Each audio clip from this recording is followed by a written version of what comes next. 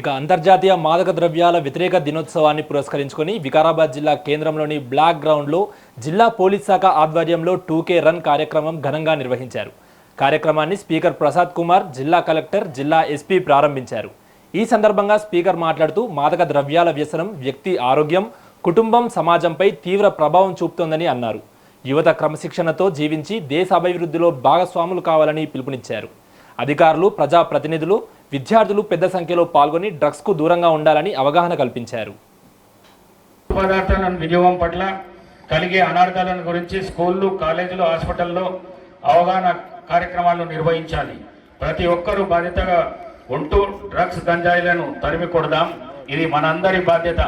మరి ఈ వ్యసనం మారి జీవితాలను సర్వనాశనం చేస్తుంది. ముఖ్యంగా బంగారు భవిష్యత్తున్న యువత సాలెగూడు లాంటి డ్రగ్స్ ఊబిలో చిక్కుకొని తమ జీవితాలను నాశనం చేసుకోవద్దు. ఇంట్లో ఒక్కరు మత్తు పదార్థాలకు అలవాటు పడకుండా తల్లిదండ్రులు, టీచర్లు, లెక్చరర్లు మరి బాధ్యత కలిగిన ప్రతి పౌరుడు వారికి జాగ్రత్తలు పదార్థాలను వినియోగం పట్ల కలిగే అనార్థాలను గురించి స్కూళ్ళు, కాలేజీలు, హాస్పిటల్లో అవగాహన కార్యక్రమాలు నిర్వహించాలి. ప్రతి ఒక్కరూ బాధ్యతగా ఉంటూ డ్రగ్స్, గంజాయిలను తరిమి కొడదాం. ఇది మనందరి బాధ్యత. మరి ఈ వ్యసనం మారి జీవితాలను సర్వనాశనం చేస్తుంది.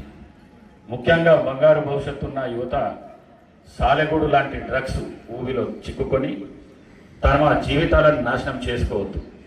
ఇంట్లో ఒక్కరు మత్తు పదార్థాలకు అలవాటు పడకుండా తల్లిదండ్రులు, టీచర్లు, లెక్చరర్లు మరి బాధ్యత కలిగిన ప్రతి పౌరుడు వారికి జాగ్రత్తలు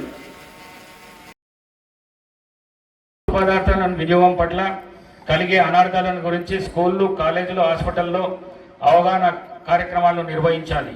ప్రతి ఒక్కరూ బాధ్యతగా ఉంటూ డ్రగ్స్, గంజాయిలను తరిమి కొడదాం. ఇది మనందరి బాధ్యత. మరి ఈ వ్యసనం మారి జీవితాలను సర్వనాశనం చేస్తుంది. ముఖ్యంగా బంగారు భవిష్యత్తున్న యువత సాలెగూడు లాంటి డ్రగ్స్ ఊబిలో చిక్కుకొని తమ జీవితాలను నాశనం